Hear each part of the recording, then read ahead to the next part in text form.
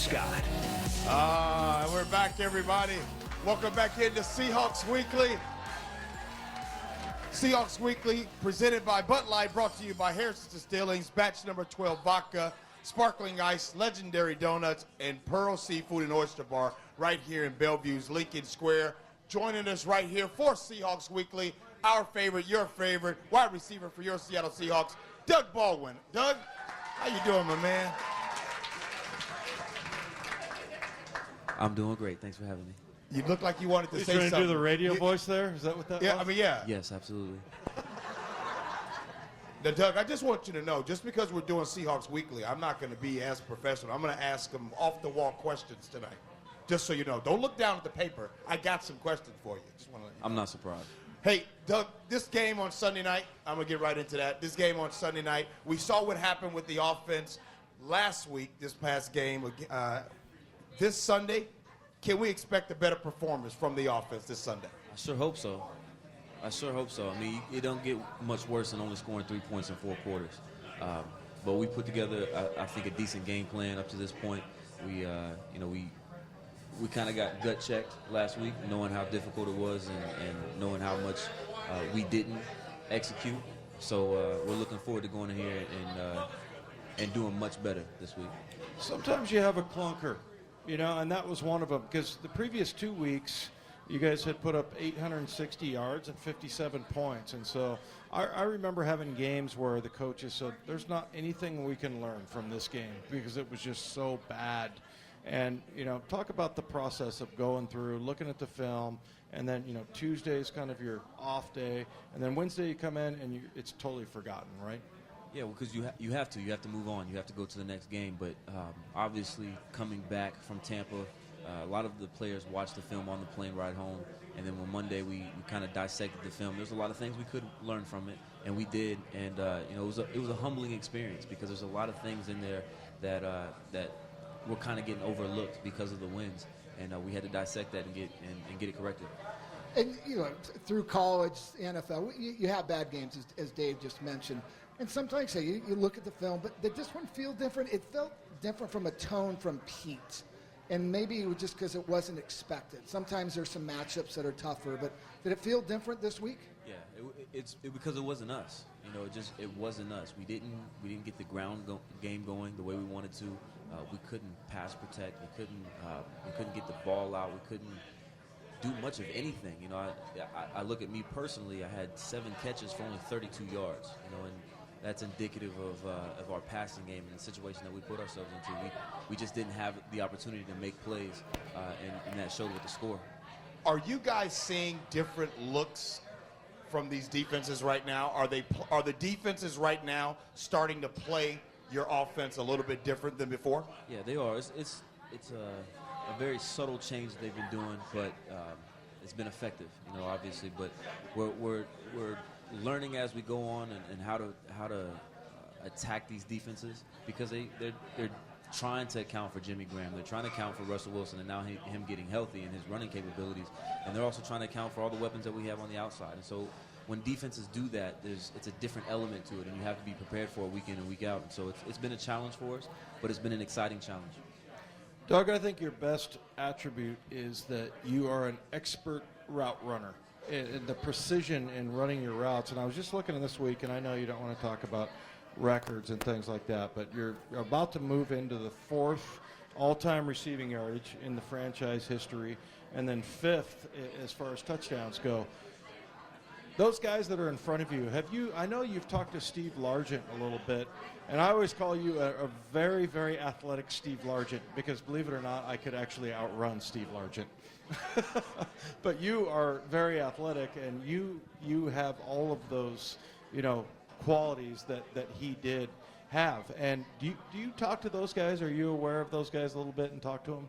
I don't talk to them per se on a regular basis. I've met with some of them. I've had a conversation. Steve is probably the only guy that I talk to on a regular basis. But other than that, I haven't spoken to those guys. The other thing that strikes me is that it just doesn't seem that long ago that you were a rookie.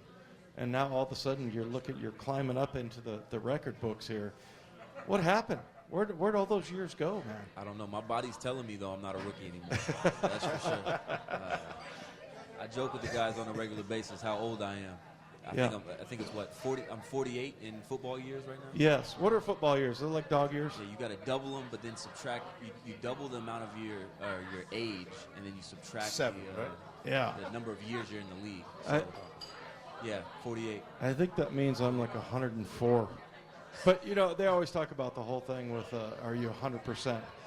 I haven't been 100% since I was in the 8th grade, right before you started playing football. Yeah, I haven't been 100% since I came out the womb. I'm joined here by Doug Baldwin here on Seahawks Weekly. Doug, he's talking about your journey. You had a long journey to get here. We all know the story. You were undrafted. What's the toughest transition from high school to Stanford, or from Stanford to the Seahawks? Which one of those two are the toughest? No, the toughest transition for myself was from high school to Stanford. First and foremost, coming from the South to the West Coast, having a culture shock, then being on my own, being away from family, having to grow and mature and become a self-reliant individual. That was tough on me.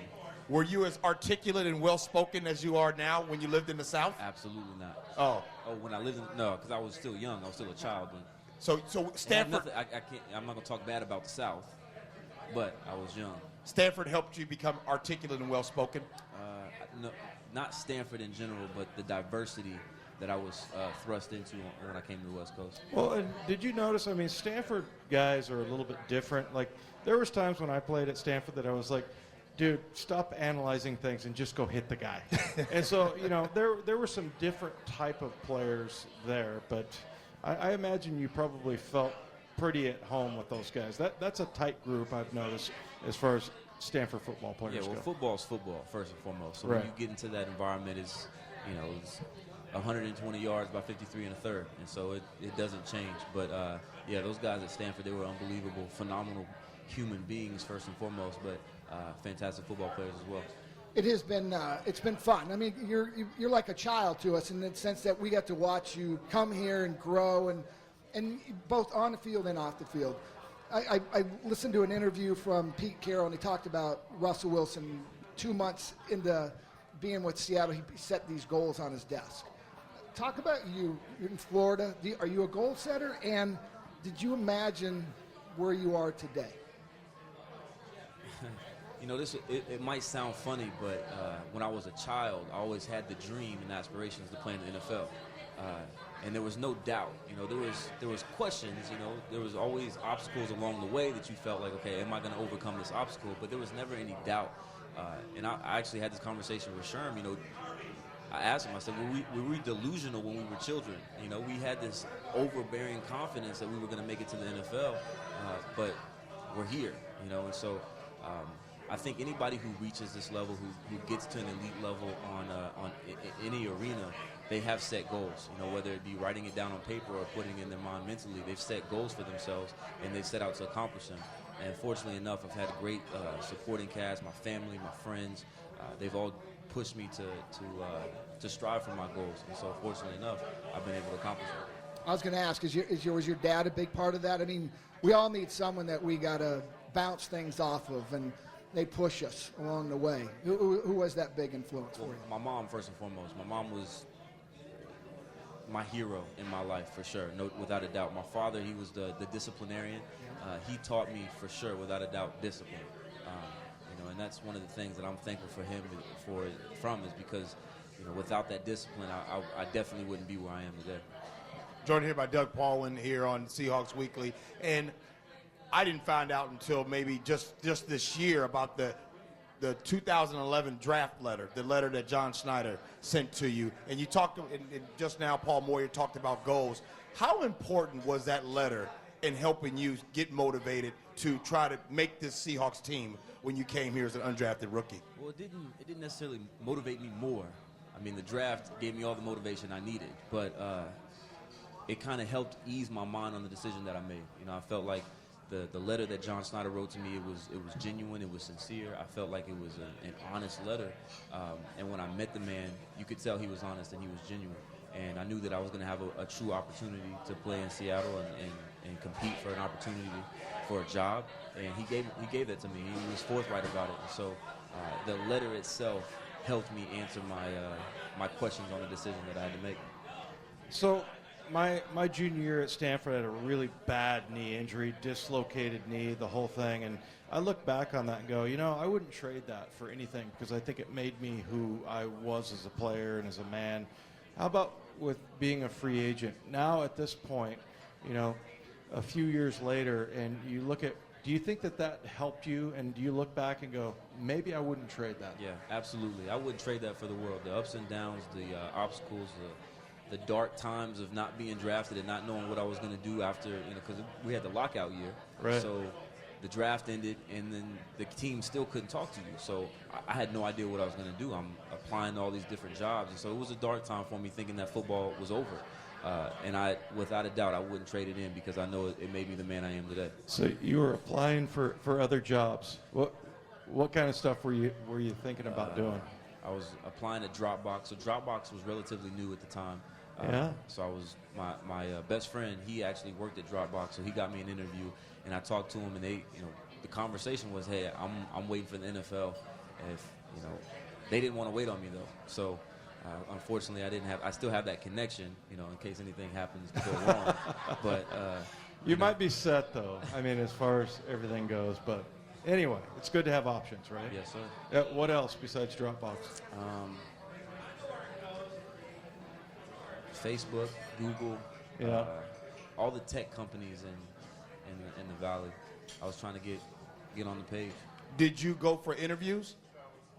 Phone interviews. I had a couple phone interviews. I was going to ask you what you wore. Like you had a shirt and tie on back then for an interview or anything? Despite what you may think, I'm asking. we don't go there. We won't. Doug Baldwin here on Seahawks Weekly. Doug, the Carolina Panthers are coming in here Sunday night. You guys are, I think you're 5-3 so far all time since you've been here against the Carolina Panthers, I think all time. But does it help that you guys are kind of familiar with this Carolina Panthers team?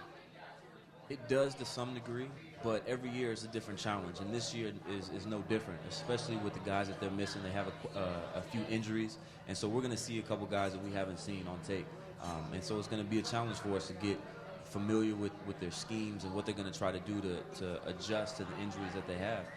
So it's going to be a challenge for us, and I'm excited about it because every time we play this team, it's always a fight, it's always a battle, and we look forward to that. And so I expect it to be no different. What's it like, one, you being from Florida, and just the 12s. The 12s are special. I think they kind of know it. But we do, the pre-post game stuff. So we're listening to the game, and we hear on the road games the 12s are usually louder than the team you're playing. What is that like for you guys? Yeah, it's unbelievable. I feel kind of spoiled because we're used to it now. Every home game or every away game that we go to is kind of like a home game.